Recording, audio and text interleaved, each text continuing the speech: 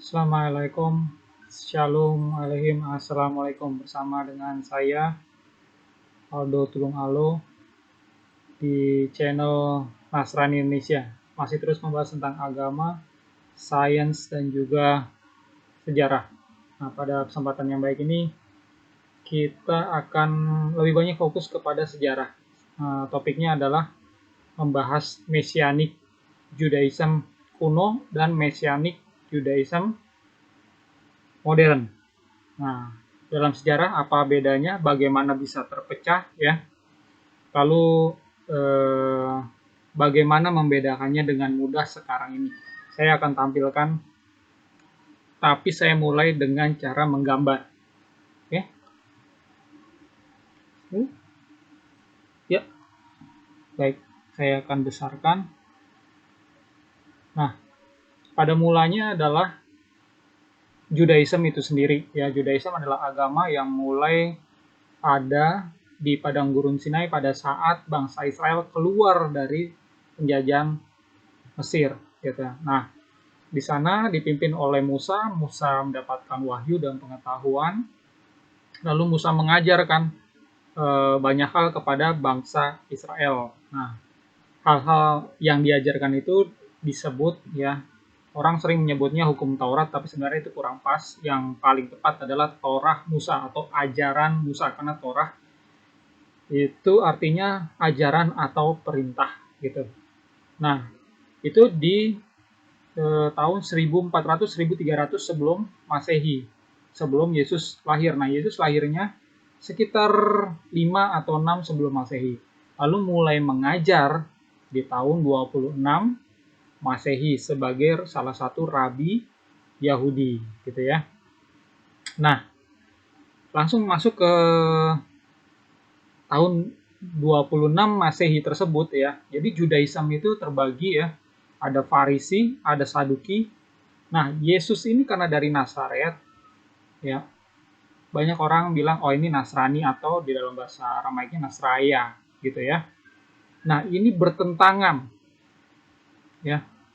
Kalau Yesus itu bagian dari Farisi ya, ajarannya sama, tapi karena ini bertentangan ya, berbeda, makanya ini bertikai terus berdebat terus gitu ya.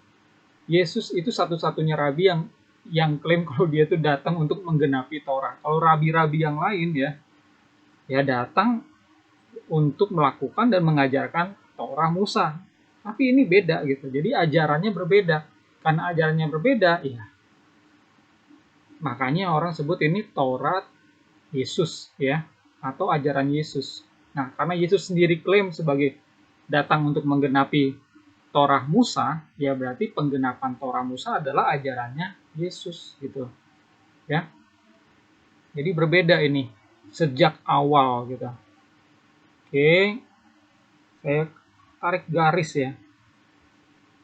Nih. Oke. Nasrani ya. Lahirnya gereja itu kan 30 Masehi. Oke. Nah, gereja pada awalnya itu adalah Yahudi Kristen di Yerusalem. Tapi lama-lama itu berkembang.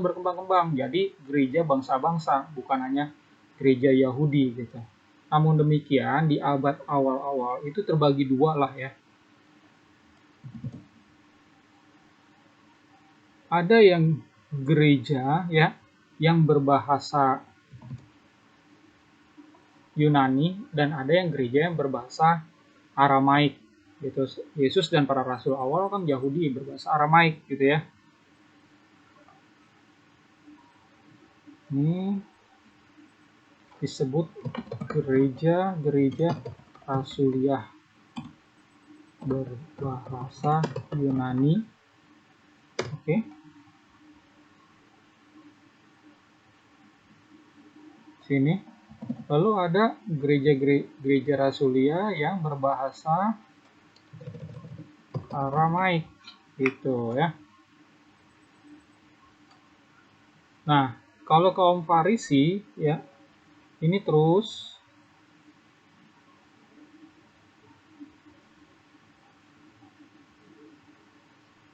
ini dibuka aja. Oke.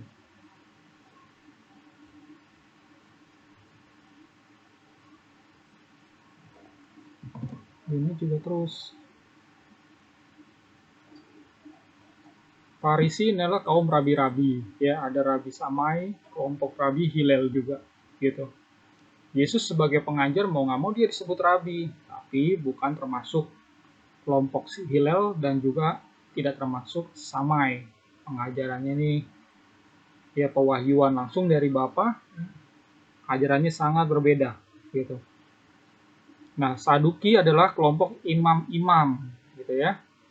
Kelompok imam-imam di sekarang, kalau sekarang disebut pewarisnya itu adalah kaum Karaite.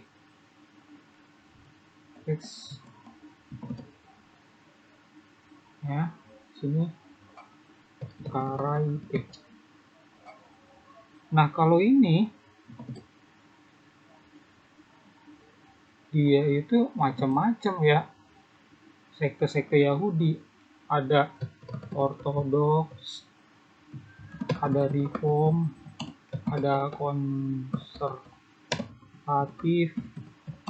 ada lain-lain dah ya, ada banyak nih. Oke, sampai sini udah jelas ya.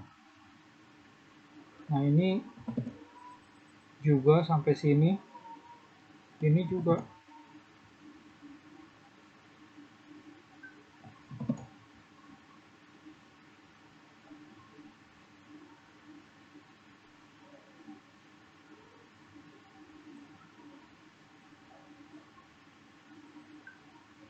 Oops, ini kita ganti aja.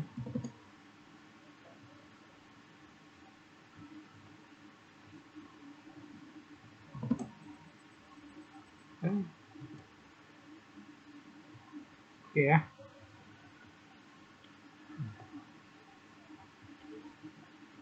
Nah, di sini gereja rasuli ya, itu dari sisi bahasa dan budaya saya bagi dua aja ya.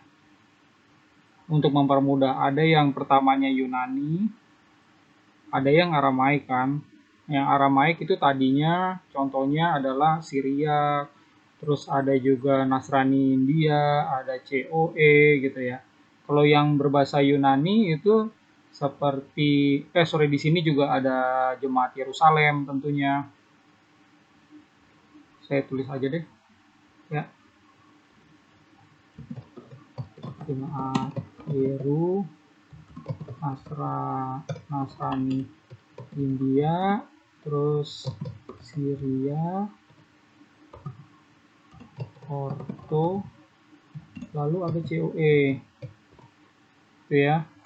Nah, kalau yang berbahasa Yunani ya di sini ada Komkat tuh sebelum Latin ya, Yunani dulu ya. Lalu ada Kristen Ortodoks,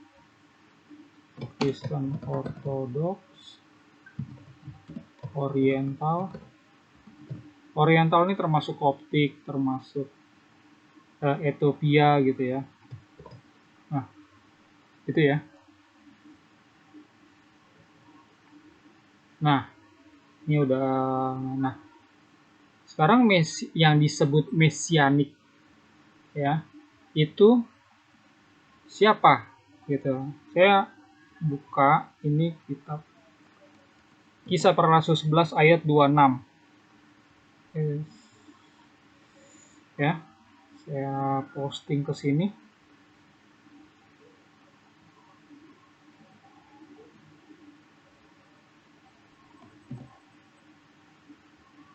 Oke, ya, disebut Kristen.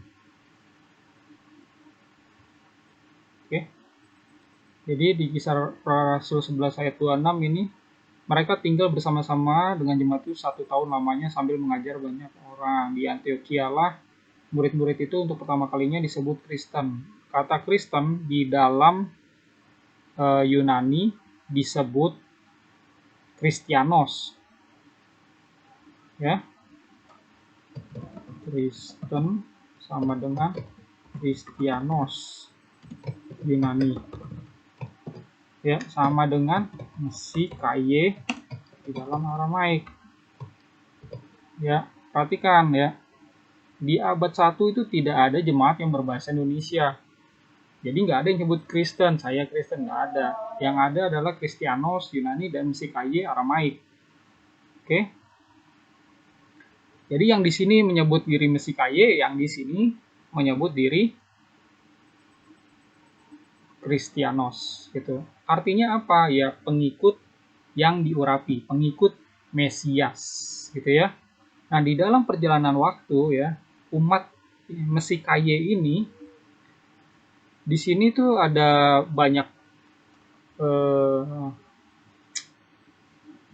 apa ya, budaya itu masuk ke dalam gereja ya, sehingga banyak gereja yang tadinya di sini berbahasa Aramaik awalnya jadi berbahasa Yunani gitu, atau berbahasa yang lain ya, contohnya Nasrani India ya kan.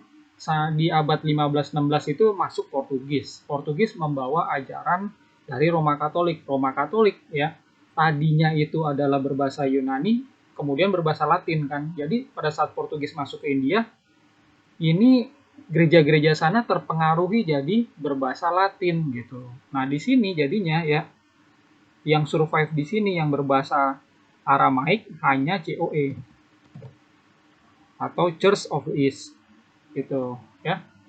Nah, kalau di sini ya tetap nih ya, dan banyak dari sini yang ke sini juga Yunani, Latin gitu ya. Intinya yang menyebut diri Mesikaye itu COE gitu. Nah, Mesianik ini turunan dari sini gitu. Dalam bahasa Inggris ya,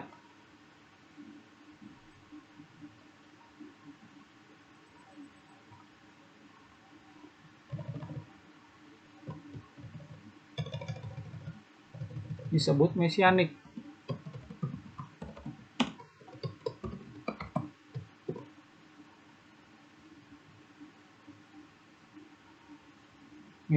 Bahasa Inggris itu adanya tahun berapa gitu kan. Di abad 1 belum ada namanya bahasa Inggris ya. Gitu. Jadi kalau orang yang menyebut Messianic Jews atau Messianic Judaism ya, itu baru di abad-abad modern gitu. Awal-awalnya tidak ada yang menyebut diri Messianic gitu ya. Semuanya adalah Mesikaye atau Kristianos. Nah, kalau kita lihat ya dari ini ada website Judaism ya. Nama ininya sumbernya itu myjewishlearning.com. Nah, di situ judulnya Who are Messianic Jews? Di sini dijelaskan kalau Messianic Jews itu ya, the origin of this group can be traced back to the Hebrew Christian mission to the Jews in the 19th and early 20th century. Jadi ini pengaruh dari umat Kristen yang mempengaruhi orang Yahudi sehingga muncullah ya sekte ini di abad 19 akhir atau awal abad 20 gitu ya. Itu Messianic Jews. Jadi asalnya dari Judaism sendiri gitu ya. Ya, atau dari Farisi gitu. Nah, ini dari statement dari salah satu komunitas Messianic Judaism, yaitu The Messianic Jews Alliance of America. Oke, di sini dijelaskan sama dia ya. Ini ada Messianic First Century Believer in Yeshua ya. Memang sama ya pengajarannya di awal, tapi lompat dia modern Messianic Jews. Ya, true Messianic Judaism itself dates back to Yeshua 12 Apostle. Its resurrection is relatively new phenomenon. In the late, nah dia bilang baru ya di akhir 1800 after several large-scale revival among Protestant believers in the United States and Europe, many Christians sought to tell Jewish people about Yeshua or Jesus. Jadi dia bilang kalau ini dimulai gerakan ini ya di akhir abad 19 ya, 1800-an gitu. Jadi akhir abad 19. Sama kan seperti penjelasan dari website Judaism tadi kan. Mulainya adalah dari abad 19. Nah, jadi kalau ditarik garis tuh gini, andai kata ini sekarang,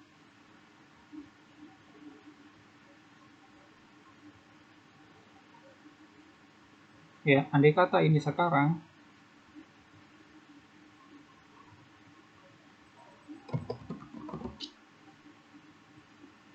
di abad 21 kan sekarang.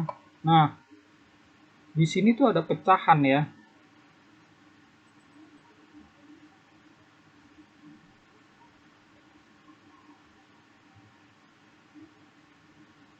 Itu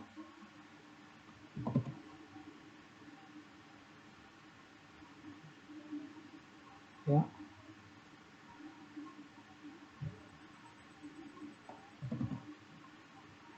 Nah, inilah yang disebut Messianic Judaism.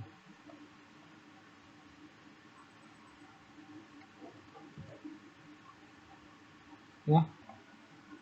Ini dia.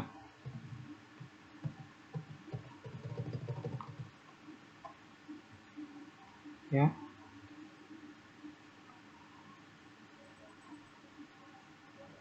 Tuh. Ya, di sini abad 19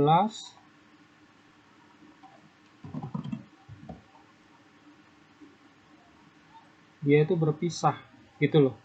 Ya, dari yang Parisi ini. Kan muncul sekarang ini ortodoks, reform, konservatif ya, ada rekonstruksi Judaism, macam-macam sektornya di sini. Nah, ini muncullah di sini Messianic Judaism yang percaya Yesus itu adalah Son of God, ya, percaya juga Trinity ini mereka nih, gitu, ya. Oke, jadi ini yang berbeda sama yang ini, ya. Kalau yang sekarang COE sendiri bedanya, gini nih bedanya ya. Sebelum saya masuk bedanya tuh ada, saya jelasin dulu di sini, ya. Di Nah,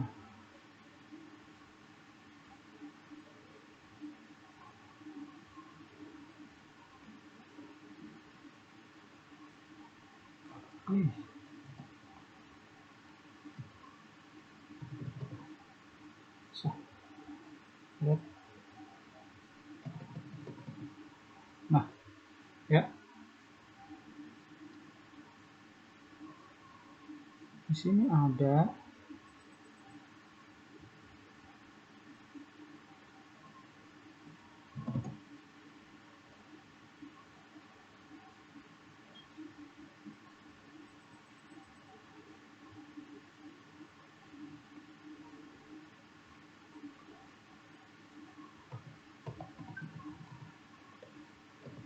Oke. Nah, awan di sini nih. Ini ada Kristen yang belajar dari Messianic Judaism.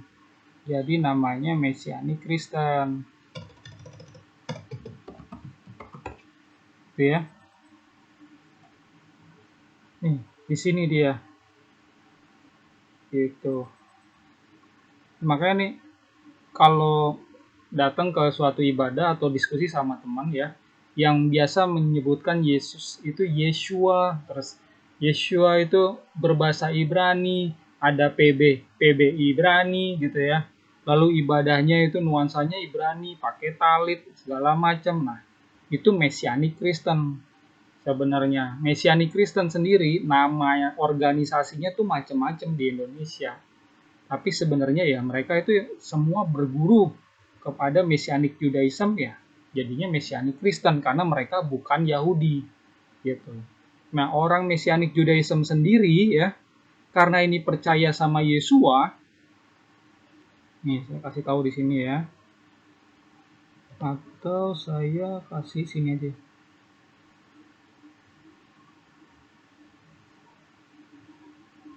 percaya Yeshua Tuhan Trinity ya.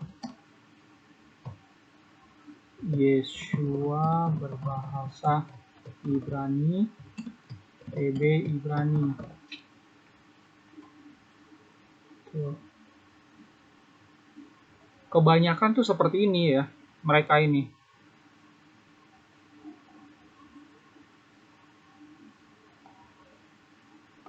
Kok gini sih?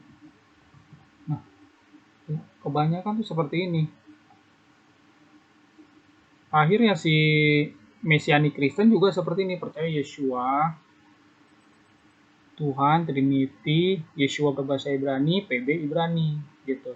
Namun pada perjalanan waktu, anehnya ya, ada di Mesianik Judaism ini yang nggak percaya Yeshua itu Tuhan gitu loh. Jadi karena emang punya penafsiran sendiri ya, segala macam ya udah gitu.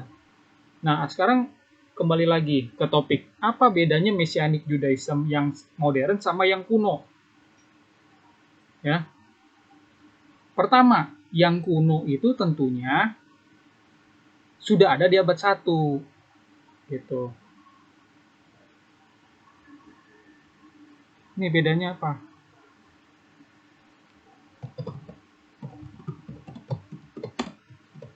Modern dan kuno. Oke.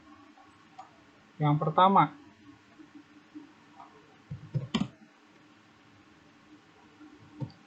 MJ kuno ada di abad 1. Ya. Mesianic Judaism. Ini kan bisa disebut Mesianic Judaism juga kan, tapi istilahnya itu dalam bahasa Inggris itu kan nggak ada. Nah, dulu ya namanya ya apa ya? Ya Mesikaye yang Yahudi gitu ya. Saya nggak tahu bahasa Aramaiknya apa gitu ya. Tapi ya itu. Kalau yang di sini ya ini semua nih yang Yahudi di sini itu Mesianik juga Mesikaye atau Yahudi Mesianik. Di sini Mesianik Judaism kuno. Lalu yang kedua apa? Mesianik kuno itu penulis kitab. Penulis kitab. Terus pengkanon, penerjemah awal. Ini. Oke. Tidak kan? Kalau ini kan beli kitab dari toko buku atau download lah kitab gitu ya dari online. Beda dong, kalau ini kan benar-benar nulis sendiri, saksinya Yesus sendiri gitu kan. Jadi berabad-abad dulu belum ada mesin cetak ya salin gitu ya. Terus yang ketiga yang nggak kalah penting adalah ini punya rantai tahbisan sampai ke abad 1 gitu ya. Perhatikan ini ada garisnya. Garis ini artinya adalah ini ada kepemimpinan loh, abad 1, abad 2, abad 3, abad 4, abad 5, abad 6 sampai abad 21 gitu. Karena gembala mentabiskan jemaatnya yang jadi gembala lagi. Terus jadi berkesinambungan. Ada rantai tabisan yang nggak putus gitu loh. Kalau ini kan nggak bisa ya. Ini tabisannya yang dimulai kapan? Ya sebenarnya diruntut ya tabisannya masuk ke sini dong. Masuk ke Yahudi sini gitu loh. Yahudi sendiri ya. Ini sudah putus di sini. Kenapa? Karena di abad 1 di abad 2 ya, tahun 132 135 itu kan pecah perang Yahudi kan. Nah, Barkobanya jadi Mesias, nggak taunya kalah perang gitu. Jadi ada banyak yang meninggal, ada ribuan, 500 80.000 ya umat Yahudi yang meninggal pada saat itu. Oleh karena itu yang namanya tabisan atau semiha rabbinik itu putus mereka. Nah, ini bedanya. Kalau kita nyambung terus nih, kami nyambung terus tabisannya, kalau mereka putus. Jadi Messianic Judaism nggak punya tabisan, ya. Apalagi kalau dibilang ini tabisannya ini sampai ke Yesus di sini nggak bisa. Yang punya itu kami sampai ke gitu loh. Bedanya apalagi nih? Konsilinya juga beda. Konsilinya juga berbeda gitu.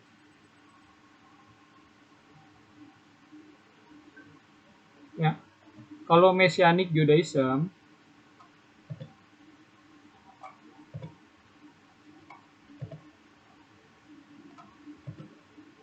yang modern ini ya, mereka berkonsili sendiri ya. Mulainya kapan ya? Mulai abad 19 konsili gitu kan.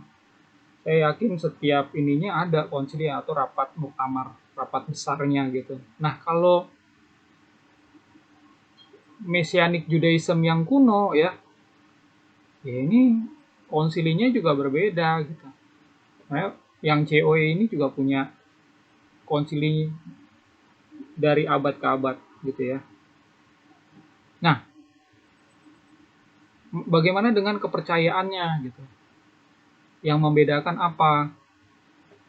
Nah, kalau di COE ya, kepercayaannya itu dia sama juga di sini. Tapi ya, lihat ini berbahasa Aramaik dan PB-nya Aramaik. Gitu. Ya. Oke.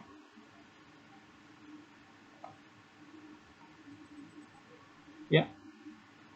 Jadi jelas ya. Perbedaan Messianic Judaism yang modern sama yang kuno. Kalau yang modern ini ya.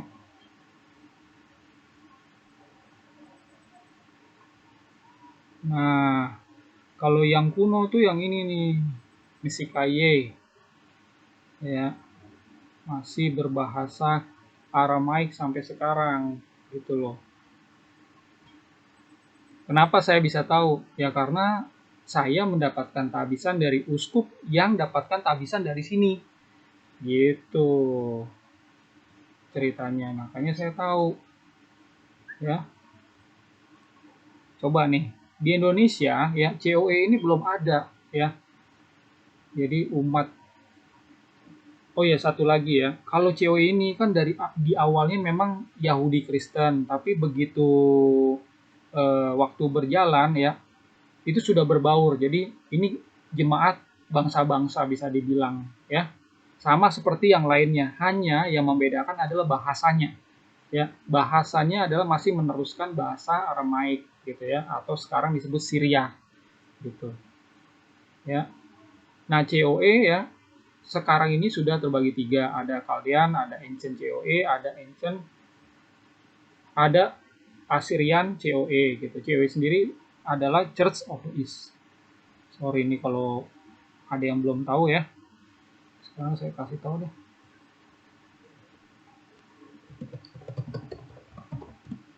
Of the East.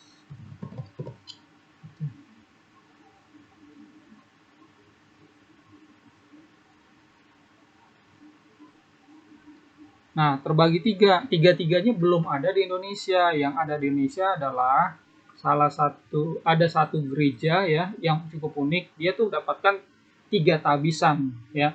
Ada yang dari Syria di sini, ada yang dari Old Catholic itu dari Roma Katolik, dan dari COE, Ancient Church of the East gitu, namanya GNI. Nah, uskup pertamanya yang mentabiskan saya ya namanya Uskup Nicholas Lumbantoruan. Nah, beliaulah yang mendapatkan pengajaran ini gitu. Jadi beliau percaya Yeshua atau Yesu ya itu adalah Tuhan. Trinity disebut Litayuta atau Tlaknome. Yeshua itu berbahasa Aramaik, PB-nya Aramaik gitu karena emang memang ada naskahnya dipegang sama gereja ini gitu ya. Bukan mengaku-ngaku oh ada nih PB Ibrani cuma nggak ada naskahnya. Kalau ini kan nggak ada naskahnya nih, klaim gitu. Nah kalau ini ada gitu dipegang sama gereja ini gitu loh. Nah gereja ini ada di abad 1 sampai sekarang. Nah di Indonesia saya perkenalkan ya, mohon maaf ini bukannya mau promosi atau apa, ini ada namanya Gereja Nasrani Indonesia ya.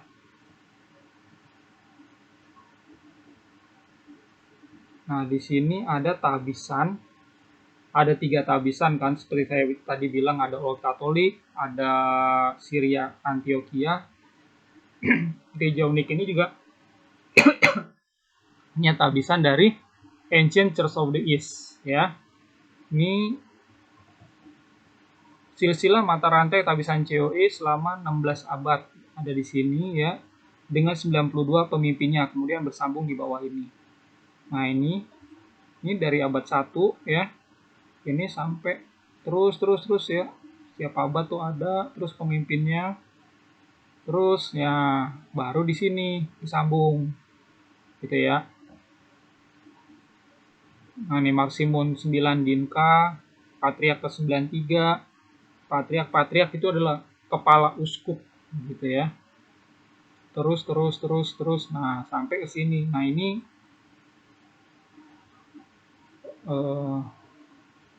keuskupan yang di Australia ya.